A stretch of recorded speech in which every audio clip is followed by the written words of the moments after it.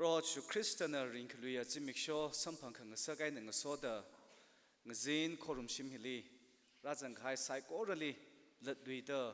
Christo mingli ring ka pha salam sadale revrawi kathar shim ni rajang khai psychorally tungli revrawi niang khu ngasaruno itu mirin kai khang ga haya sok mi atam ngasalu shit say achu hi International Women's Day the apam kato ngali mayon ngorok laka itum tangkul liram lila shinaulong na tangkul shinaulong na ngakok laka achi hi miram laho khujili apam kachi vuwe na rang ngorok laka tangkul shinauping itum kachon humping en ngavai laka church li worship lang room taka mai na itum church kai khalila chikithawi seha ka sala khukami ngrok tale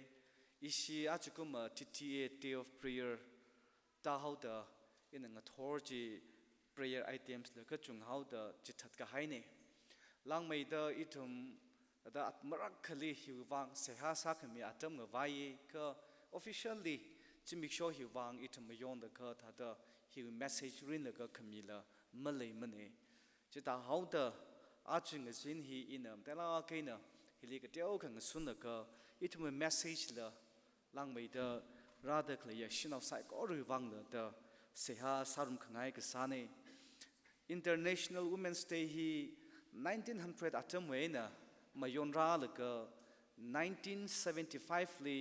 recognize sami la ka 1977 li atum na March 8 hi shinau ping wang chimi sho akasada mayon rada khleine Kiwangaina hi rahau kle chilaka shinau pingwi mirin achala khava ot ka sa hila mayer no pingli chot mai kharda ot ka sa atam na sang mai kharda ot pangla kaina chot la kaina salala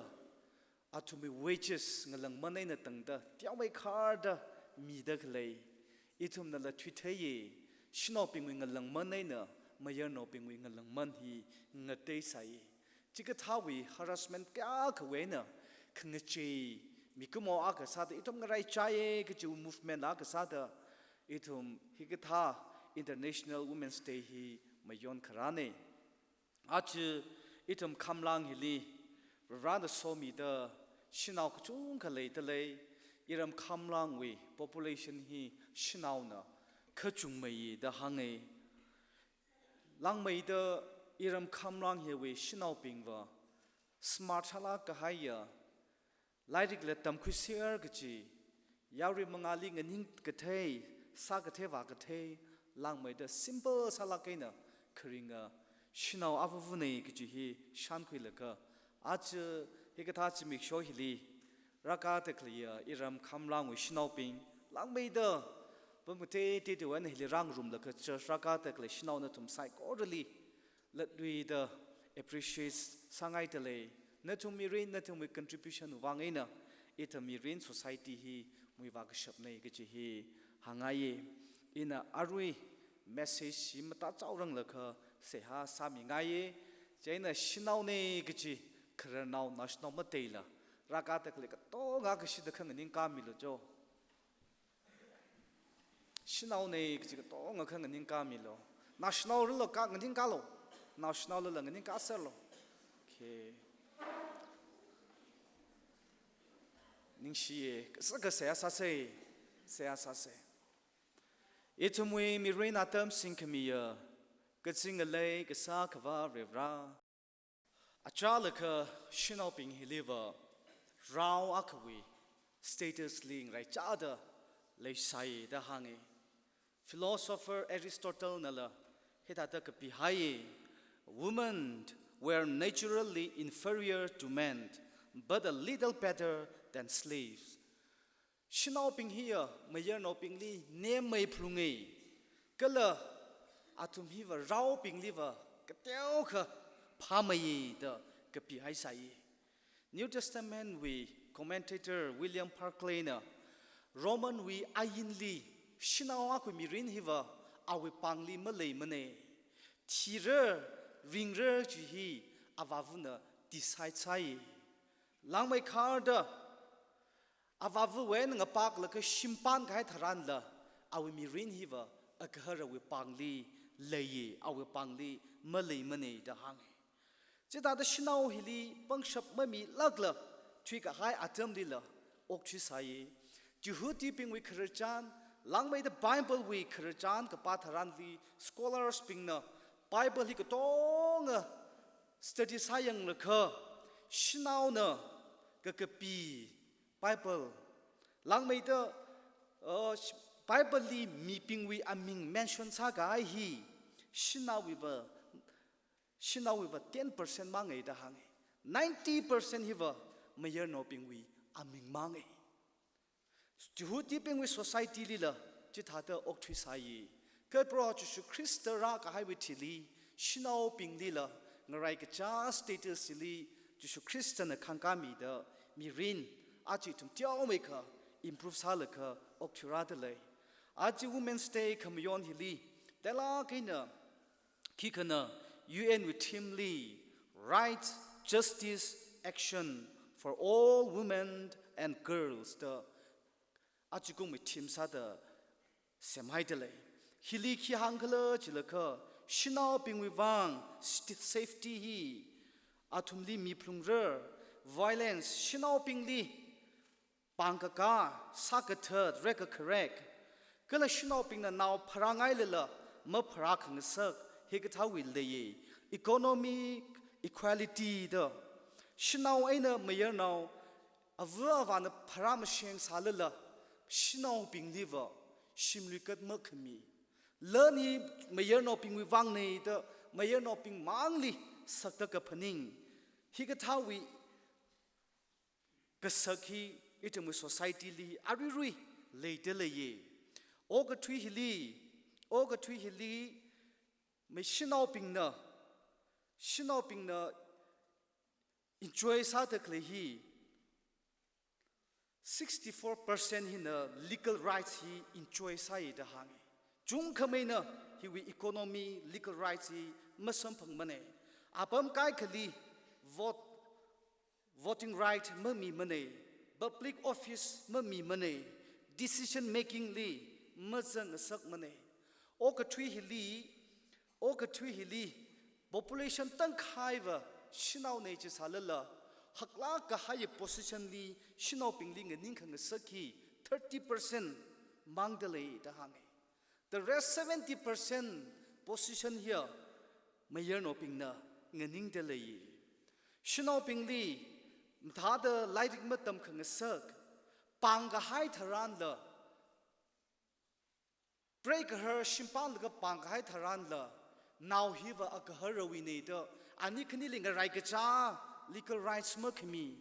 breaker na mirin semkang rum lakha shim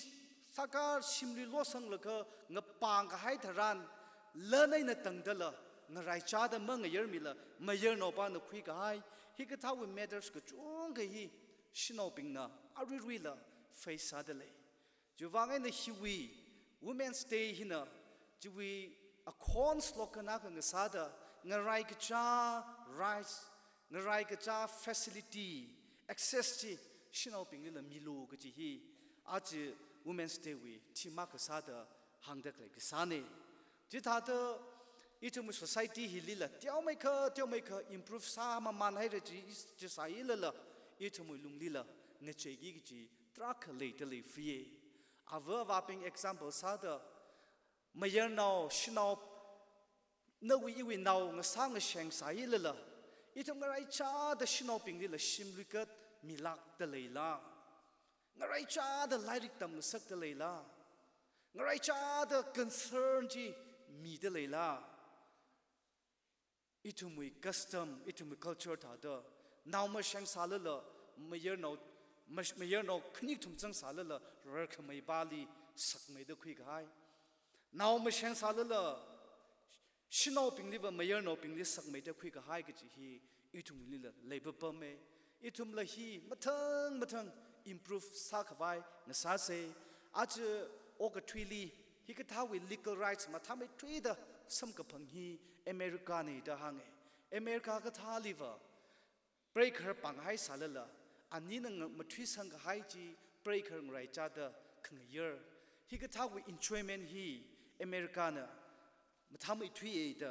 กับปาสัมพังเออาจจะไงยาอิทำไซโก้เรล่ะชินเอาปิงลีอินโคเรซาเลยค่ะชินเอาปิงลีเลยก็โจมเลยค่ะโอ้ก็ทวีฮิลีชินเอาปิงวิ contribute กับไซน่ะ society family พักมีเลยเย่ก็จีฮีพันนี้อุ้งเสยเห็นงั้นโซดาชินเอาปิงไซโก้เรล่ะ encourage ซาขังไงป่าวเอสเธอร์วิลไลริคิลียังเลยค่ะชินเอาปิงนั่นทุ่มละซาชเปชินเอาปิงนั่นละเงเลยอาคือวิอิชุลีโรลคุยชเปชินเอานั่นละเรราวิอดมังอาขังนิ่งลีซาชเปกจีฮีเมสเซจซาดาอินโคเรสังไงเอสเธอร์วิคริชานีทุ่มนะก็สังกะหังชิกจ้าอัตมจังเรก็เอสเธอร์ฮีเปอร์เซียเงเลยลีจิฮุตีอิสราเอลปิงลิตุกวาเซอร์ให้เลยก็อาเปิมจิลิปัมเดเลยเลยก็อาวุงจีน่ะอิสราเอลปิงวิงกับชายลีเอสเธอร์จิลีอาวุงวัวก็สัตย์อาเปรย์วัวก็สัตย์งกุมเลยก็ริงเด็กเลยอาเติมจิตรานจิลีจิงกุมพังอาเปรย์วัวสัตย์อาวุงวัวสัตย์อันปั๊มรักให้วิชิลีอิสราเอลปิงลีชมันขวายอิสราเอลปิงลีอาวุงเอาไว้อาสิงจังลีขเลยอาขวาปะฮามันจีน่ะซาชิมันขวายซาเด็กเลยจิตเทฮาวเดกันคุยขวายก็ถ้าเดซาสิขเลยก็จิตรานจิลีโมเดกายน่ะเอสเซอร์ลีก็สักเลยก็กันคุยขวายวีอาปงอาก็ซาเดอารีเงียไบเบิลปามีน่ะ Esther chapter 4 we verse 16 จีปาให้เรจิลีอันนั้นคิดหังเคลจากเขาอีที่เขาที่ให้เรเดหังอีวาร์ if I perish I perished เดหังใจในทุกนาทีวิคริชานฮีเงินอายังเลยเขาอิสราเอลปิงลิชมันก็สักเขาเรเดเคลทารานจิลีเอสเธอร์ก็หัวใจเอาวุ้งวิสาเดปั๊มสาวเดมอติกายเนว่าเลยเขาเนื้อก็ใส่กับมะปั๊มไปมาเรอิสราเอลปิงลีกันคุยขวายเนื้อหดนาพลุงเรก็จะฮีว่าก็หังเลยใครทุ่มนักคริสเตียนไปยังเลยเขาเอาวุ้งวัวก็ใส่แล้วก็คิววางให้เนอะก็เฮรลีไปลากให้เนอะคริสเตียนไม่ทราบไปถูกจีคริสไปลากให้เนอะก็เฮรวิลีapproach ไม่ทราบไปจิกเลยจังก็จะฮีอีทุ่มนักพนิงอาเติมจะทารานวีกันที่ฉันจีอ่ะคิดกันเลยจีเลยเขาเอาวุ้งเงินเนอะเอาวุ้งเงินปั๊มคงลีกับปั๊มทารานเอาวุ้งเงินอินไวท์กับสามันนิ่งละคิดป้าเขาเอาวิชิมจิลีรูมจิลีกาจิลีเมื่อว่าจังไปมันอาขวาละไปเย่ officials พิงละไปเย่เอาวุ้งเงินอินไวท์กับสามันนิ่งละรักกับจังมีกับจีวะเอาวุ้งเงินคันทิ้งกับสิ่งรักษณาวิอันนั้นเชียร์นะขังกับผิดมีกับตัวเงี้ยที่ยิ่งจีนี่สัตย์อาลีสัตย์โลอาลีไม่สัตย์โลก็จะฮิวเอาวิทิ้งใจนะอันนั้นสิ่งนั้นมีเลยก็จัดกษาอาจารย์นี่ใจในทุ่มในฮิปายังเลยก็เปอร์เซียงเลยจีลีเอาวุ้งเงี้ยฮีสุพรีมสลากายปังชับเลยละกายมีเงษาสาเงษาเดเลยเงษาสายก็จะฮีก็เทสัมพังเงใจน่าจะเอาวุ้งวัวเอสเซอร์ฮินะฮังเงอีลีเมื่อกูโฮฮีกระจางอ่ะกระจางอ่ะ30 days กาให้เร่ข้าอารีไอ้เนี่ยตั้งเดอีลีโมโหทุมันนี่เดก็พิหายเลยเดอะไรเอพรอสังไงจีเอาวุ้งลิสัมพังไงข้าโมโหทุมันนี่ข้าเอาวิกูโฮจิงอะไรสิกจีวะอิสราเอลปิงฮีที่รอดเท่ากี่จีจูฟังไงเนี่ยอันน่ะนิ่งขาเนี่ยอีวาร์อีที่ข้าที่ให้เร่อิสราเอลปิงก็ต้องเลี้ยวหกคุยเลยก็สุสานจิลีจิมิกโชกทุ่มทังคุมเลยก็เสียหาสังสักโลอีวาร์เดอันหังเจน่ะเอาวุ้งวัวจีน่ะว่าจังไงคุมเลยก็เสียหาสักเลยก็เอาวุ้งวัววิสาริสักสักจักเลยก็อันน่ะเอาวุ้งวิ nga lemli khawatharan awunga na yang shok lakha nga han khangai legishi atsakji kahawe da hangai Esther we courageous Esther hiva courageous woman detum na thei ahia malung chanla kahaya malung pingla kahaya shinau akha nga sai juwang aina Israel now pingna kum khali festival of Purim hoda awi courage juwang aina phanida kha mayon mi ye da hange ara Esther we aina ahia malung pingla kahaya shinau akha khanga sa ga shap ji tha da itum shinau ping li rana jigathawi malung ka chan yu khui ka shapwi pang shap ji miye ka ji hi itum li khre point sa da hangai de le legi shia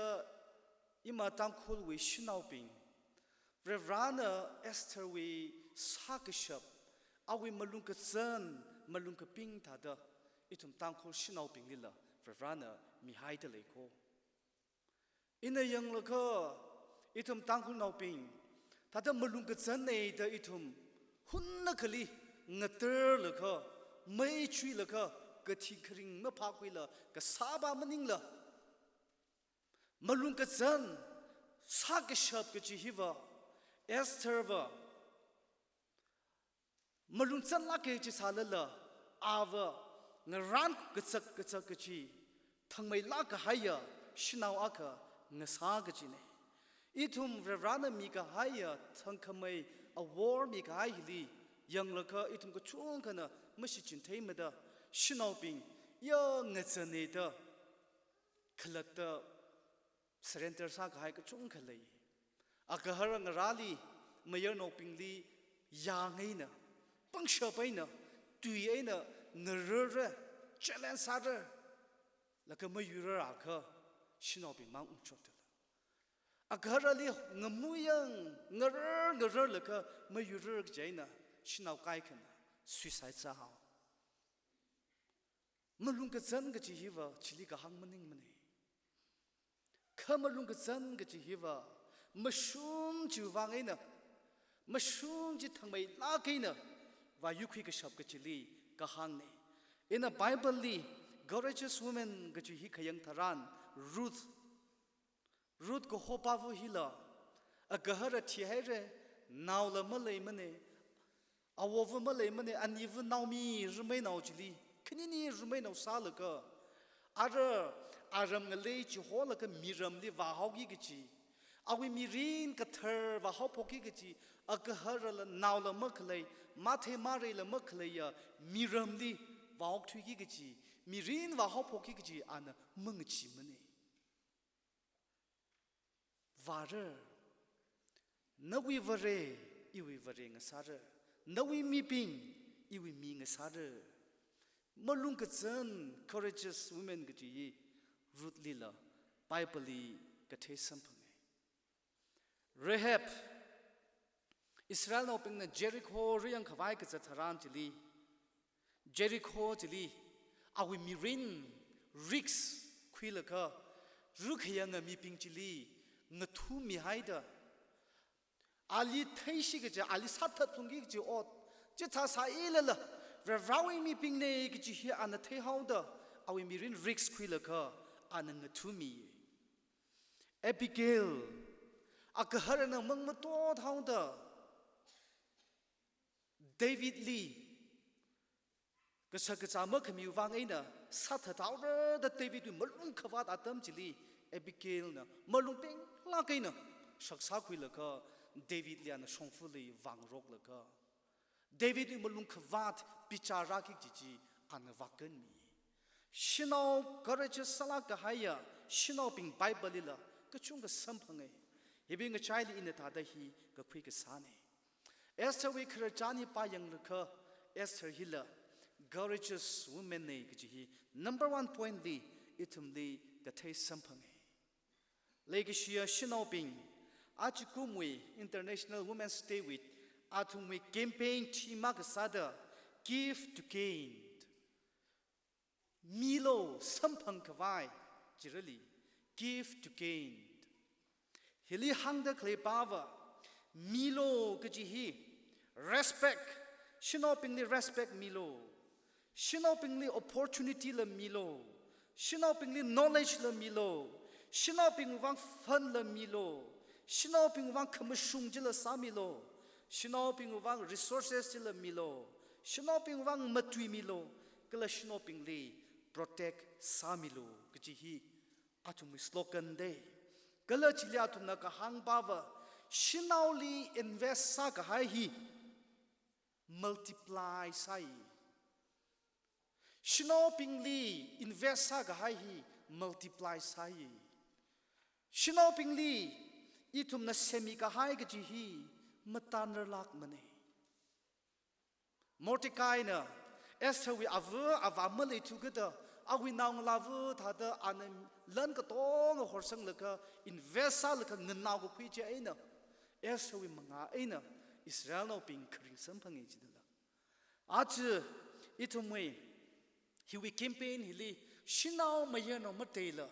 ngarai cha the investa laka ngarai cha the opportunity ji milaka itum kring tharan society hili itum we so committee matai sangra society khangcheji matai sangra ga khniali shinaw Esther when itum na khi sampang khala chilaka Esther hiva seha sala ka haya shinawa khne kjihi ka thai sampang shinaw nga sahauda pangsha paina mangra lak mane ana awunga sahauda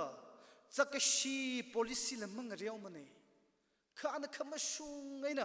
seha aina haupoke chia iwi wang Israel no pika tong an ka thumthang khumda seha samilo ana seha salaka khumda seha salaka sare sak sap khoi ka chak chak laka awunga wi shimjili wa ka chang tharan awunga na Esther li yang laka leishi na hawe jite lumashan na hawe favor nga hangai na hawe da kapa sampang Revrali seha ka sa ka wi pangshap ji mi ak wi complexion hi ngache amai wi mai thong on gijin da we Old Testament lila Moses na ko phungwe na Revrali chan ga chek ka seha sa la ka ta tharan awya mai ji horna hauda kipa na ka ali manglem ru thuwi to ka pi hai te te Esther la seha sa la ka khwa tharan awi atsak li khana che awunga na lei ga shiji rashung ga hai thala lat lui da ju example aga sa da Ruth wi khrachan yang la ka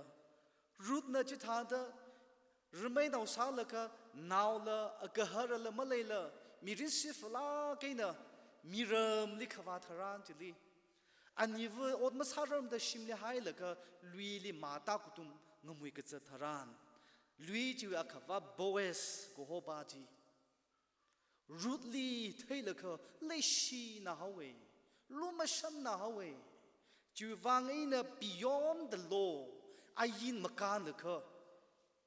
Boaz na ma ji la ka shak cha ji la ngayar mi ye gal awil wili ot ka saping le hange hey ali makhra lo mala wu khwik nga ji khwing sak lo ali ka shak chala mi cha lo ka ji hi Boaz na hange ji Boaz na Ruthli lumashan na hawe Ruth na favor ji samphange ka ji ne ngarai ka cha ji favor ji Esther ji na la awunga ji wi Migdali nga han khangai lukhamashan ji samphang hawe Legishia ima dangkho shinau ping pangsha pai nang rar se jaka mayer no li ma yurar plum re ka shinau ping va sei ha ina shinau ping va malung khni mai na chan ha nei na yu khwik vai ngasagi gijine Esther na agahara awunga chuli ana awi seha aina yui khui seha aina yui ko khui gijiwi ringa phahi pangsha pi ka pai maning mane ina isi khamlang wi assembly akhli ki pa likha ma hang mane ina echenta ga hi pa hi wa khasakla echenta hi pa hi wa yar because tui chung marawi marami khasak marawi do ina chiwi wang hapta khalang deina seha sara laka assembly likhi khara tharan yo khonchar ni kha gi echenta pa ji kho ka sada paila kaina rinphala kaina mayami hawe yo seha sa kha ot ka sai hi pai me khari chang gi hi shankhwing sakte jithada itumi ot ka sa tharan chili awung vu Esther jina seha ka sa shinawa ka sada ana awunga chili awi uklung ngatsu khang sakta da shinoping itum seha ka saina aghar ling ngatsu sak paye society hi ngatsu sak paye Charles Spurgeon na hangi chia khikhala jakha I would rather teach one man to pray than 10 men to preach mi thrana lecture sakathe mi tamkach the paliwa mi akhmang na seha sakathe paji tamchi the chure the Charles Spurgeon na hangi DL Mutinala ki hangkhala jakha I rather be able to pray than to be a great teacher iwi wangwa great preacher ngasagi gi paliwa lecture sakathe ya mi ngasagi gi paliwa seha sakathe mi ba khang saji iwang I jing sangai marama Jishu Christian la sakhang chuping di never taught his disciple how to preach but only how to pray Jishu Christian la sakhang chuping di katha the lecture sarakhlai the matam chithei mane katha the seha sarakhala the tam chithei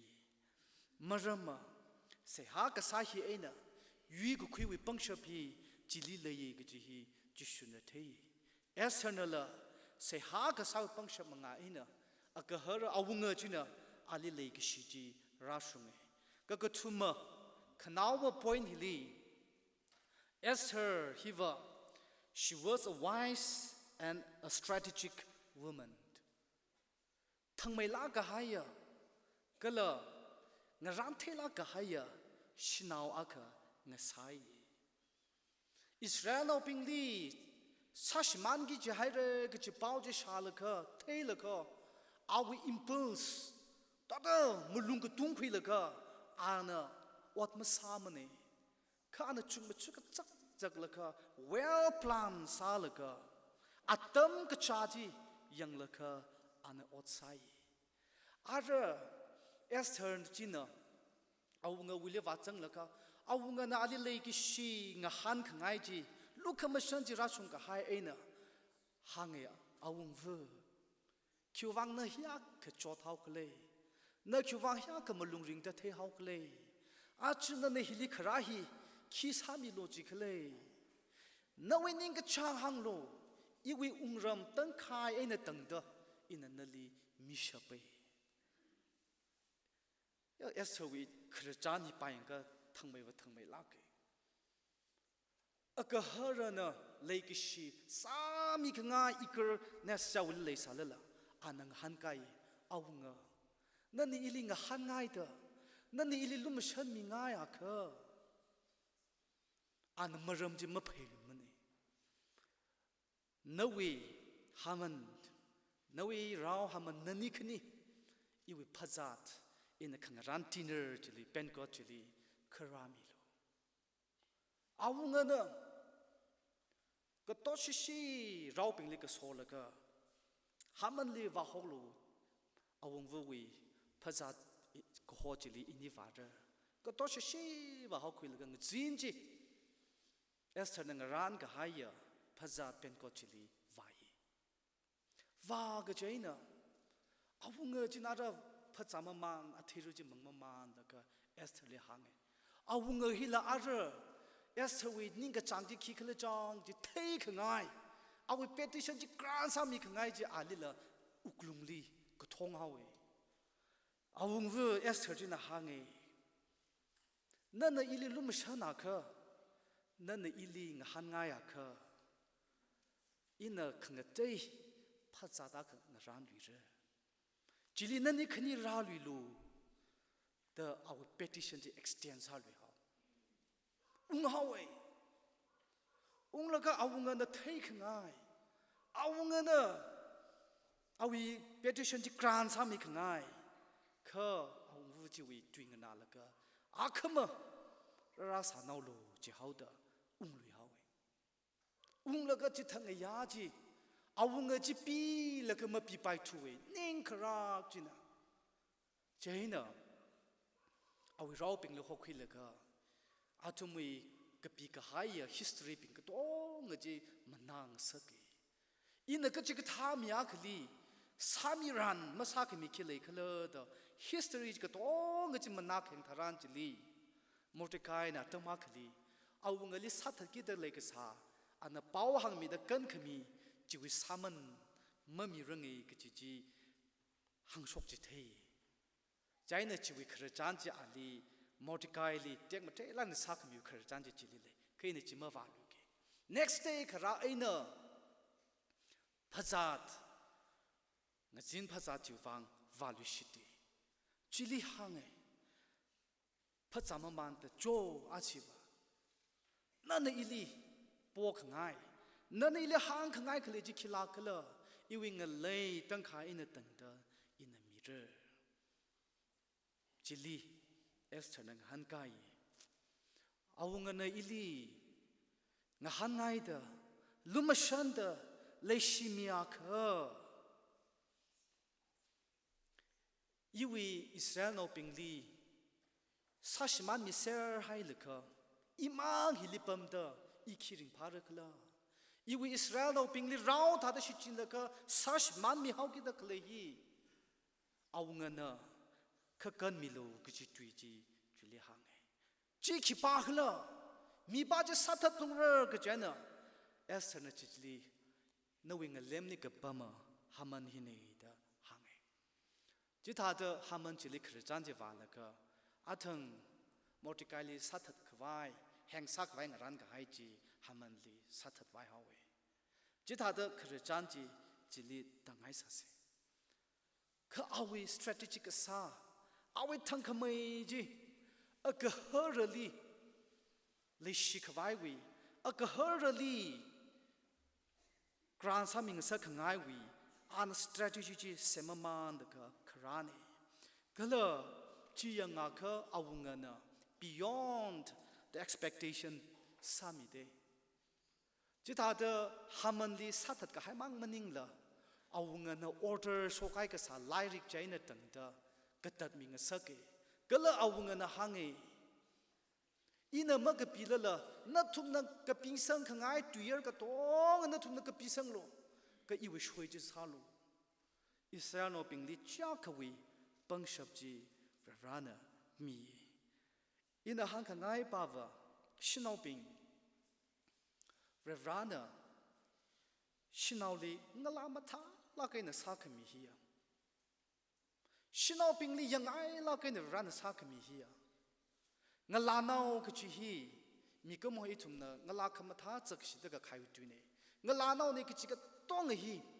ยังขง่ายวิรัสเซียว่ามีเสด็จกจิกบาลีละกจิกวิรัชิเลยกเชื่อเลยละกเชื่อวิรัชิเลยเพราะว่านั่งลาโนนี่ก็ต้องไอ้ยังไงวิสังมิเสด็จเจนอีวยังละก็งลาโนฮีวกถ้าแต่ยังเสด็จจังไงจังงลาโนนกุยสัมขลาเลยยังไงงลาโนนกุยสัมมัสลเลยยังไงงลาโนเวรานสิมีก็ให้วิปังชบีมาไปมาเดจักขวิงลาขมาท้าจี这个他为 strategic 萨拉给呢，可么他里为亏可外，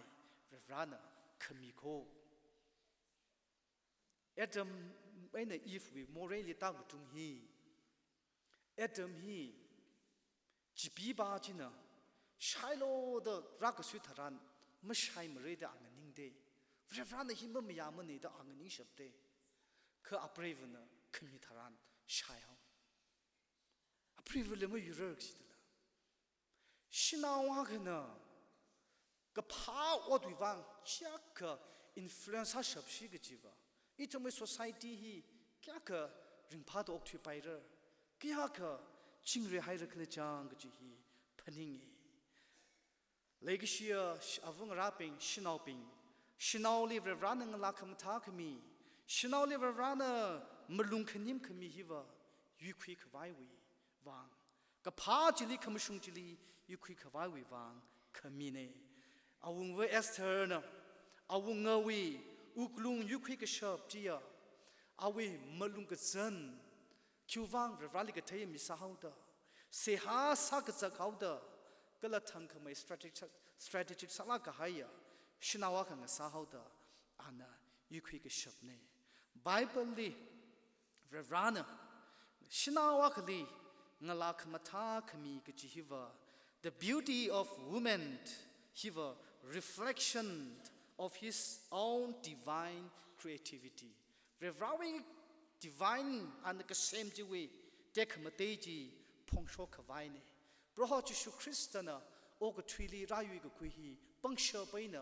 a war ina, Mayukui Mane, Kamalung Kanim, Gakangina, Rayu Kui.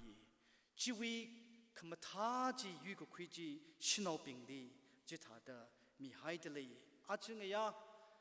Raka the clear, Shinau Psych order. He got out with Jimmy Shaw here in the soda, Etumla Esther with Tada, Kamushung Wivang,